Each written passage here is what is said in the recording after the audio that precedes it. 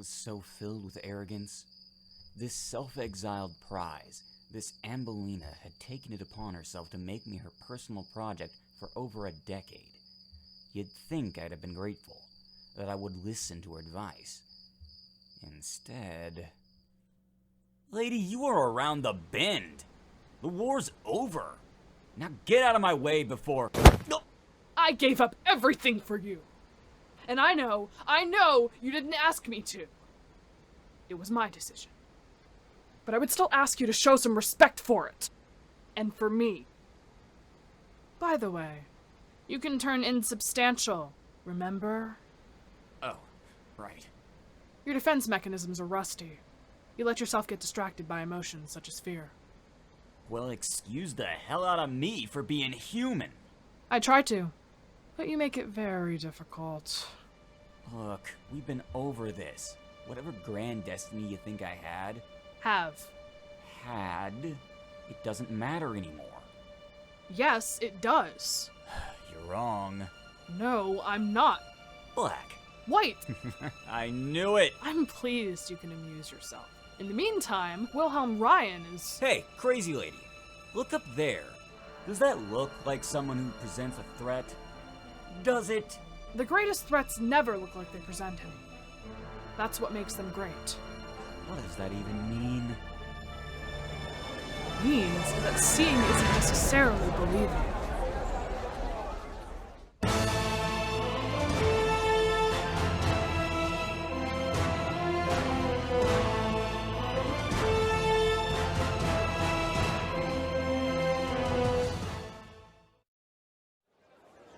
Oh, ow, look! It's Wilhelm Ryan! Let's stay and watch. Got a big screen back in my place.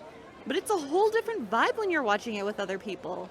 It's a sense of community. Not really interested in community right now, Lucy. But it's Wilhelm Ryan, for God's sake. And for the last time, Al, my name is not...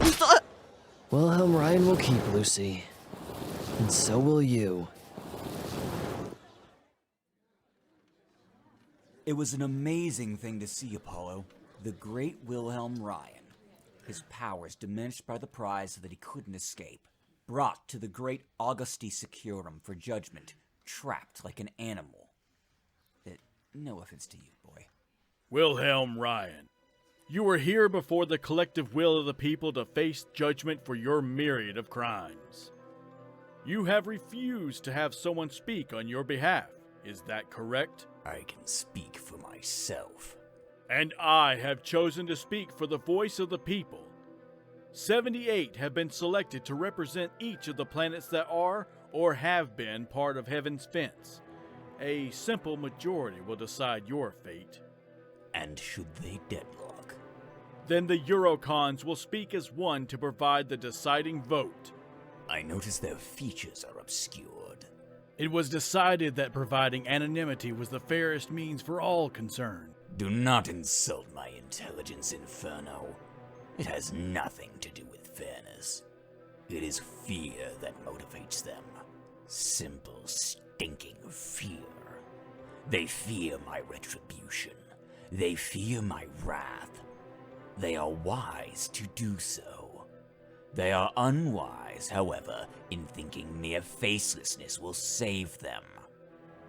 I will find you, no matter where you may hide, even if you condemn me to death, as if you had the ability to enforce that sentence.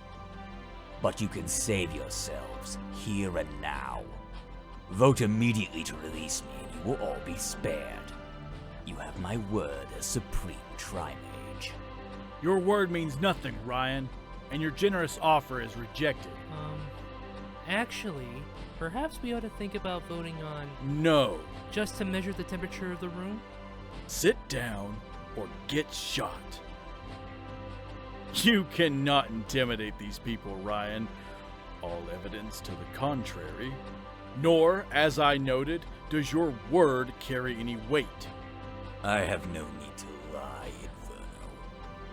You have done nothing but lie, Wilhelm Ryan, right since the very beginning.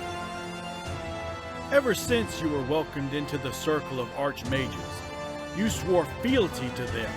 You swore to be one of them.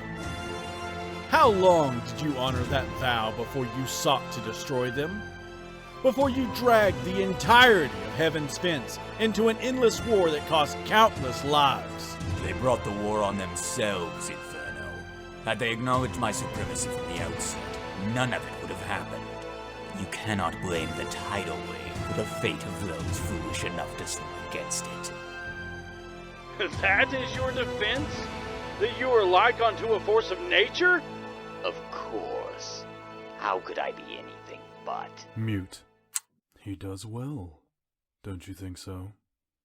Look at him, facing his accusers.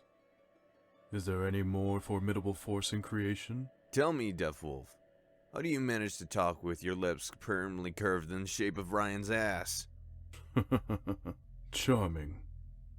So tell me, Cesar, is it? Why don't you tell me all about that child who transformed the prize? And why don't you suck my...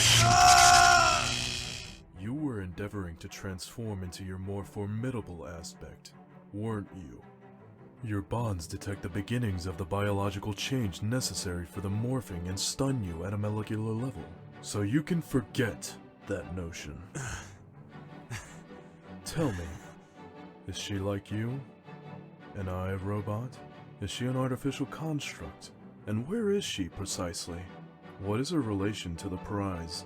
They parted Inferno's company. Is she with them? Or him? I don't know. If you did, would you tell me? No. Ah, well that's going to be a problem. Aw, I'm causing you problems. You misunderstand. It won't be my problem. You're going to tell me everything, or give me nothing. If you choose the latter, I'll take more than you can imagine. Now, let's have some fun, shall we? Cecil! Cecil! What in the... You have to do something! Talk to them! To who? The guards! What makes you think I have any influence with them at all? Because you're still here while so many others have died. That just makes me lucky, not influential. And why is there a need for... I heard the guards talking. They said that if Ryan goes down, if he doesn't escape or isn't found innocent, that we're the ones who are going to suffer for it. Meaning... This camp exists to siphon our life energies into some kind of ultimate weapon for House Atlantic, and Ryan's been monitoring it the whole time to make sure everything's done carefully. But if Ryan dies, the guards, they won't give a damn. They'll just shove us into the processors en masse and be done with it. Then, there is the case of Grave Mentoter, one of the truly great mages. This is, by my count, the 37th example of my many crimes that you have brought up. How truly great could he be if he had to wait that long? Mentoter fled your war, Ryan, and he was lucky to survive it. You see, he had a plan to continue with the discipline and creation of the mage. But he knew that, even though mages are born with potential, that potential needs to be cultivated and taught. So he began an underground movement, gathering all new potentials, in the hopes that someday he and the mages would regain their rightful place in Heaven's Fence. But that didn't work out for him, did it, Ryan? No, it did not. Fly against the sun and do not cry about it when you get burned. And that remains your defense? Even in the face of your willful crimes against so many innocent people? You are neither tidal wave nor celestial body, Ryan. You do not seem to grasp that you are not God. And what you fail to grasp, Inferno, is that if I were God, which I am, then you would have no issue with me. You're mad. Actually, I'm the only sane one here. Consider, you routinely speak of quakes, of floods, of storms, as acts of God, yet you do not seek to condemn God for it. You shrug and accept it as the way of things. Why am I not due the same consideration?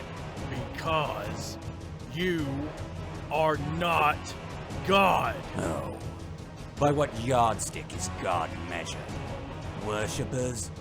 I have those. A destructive force? By your own claims, my actions qualify. You care only about yourself. God cares for his creations. Really? Then what am I doing here? Think about it, Inferno. If there is a god other than me, why did he allow me to wreak so much havoc?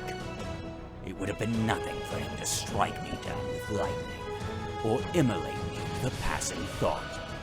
But that didn't happen. Instead, thousands died and God stood by and let it happen. That being the case, we are forced to one of three conclusions. There is no God, in which case the job is open and I'm taking it, since I am the supreme power of the universe. There is a God, but he doesn't care what happens to you, in which case, what good is he? Or there is a God, but I frighten him away. Take your pick. There is another option, that God gave us the strength and resourcefulness to deliver you here for judgment. And since you are, in fact, here, that certainly seems to be a viable possibility. So God was too lazy to do it himself, is what you're saying. You're very generous in providing excuses for him, to say nothing of puzzling. I always considered you an advocate of science, Inferno. Do you disbelieve me because you think me mad? Or do you simply believe in nothing save force of arms and blind justice? My beliefs are not at issue here, Ryan. Of course they are. The amount of destruction you've caused in your battle with me. The sense of self-aggrandizement. You could be right here beside me, Inferno, facing the same accusations. At least I believe in my divinity. What's your excuse? I was protecting the people from you. And I was protecting them from a universe that was either godless or had an absentee, uncaring, or timorous god. The only difference between us is the scope of our ambition, and what we're prepared to do for the betterment of all. And then, at one point during the proceedings, Inferno stopped dead. Just stopped talking, as if his mind was suddenly yanked a million miles away. And from his expression, it was clear he had no idea why. I have cataloged over the past 2 days over 473 separate offenses. I could go on for another month. I think it unnecessary. I call for a vote. Good, for I have much else to do. All those who find Wilhelm Ryan guilty and worthy of execution, stand and be counted. There was a deathly pause, and then they began standing, one at a time, and then groups, and finally en masse. Every single person there, save one. All of you, standing with your faces hidden. It's disgusting! I am not afraid to show my face and speak me more, and it's this. You're all insane! Kill Wilhelm Ryan, and he's just going to wind up killing you right back. You're all dead, and you don't even know it yet. Remember the words of the 75th man. They'll come back to you, right after I do. Kill me,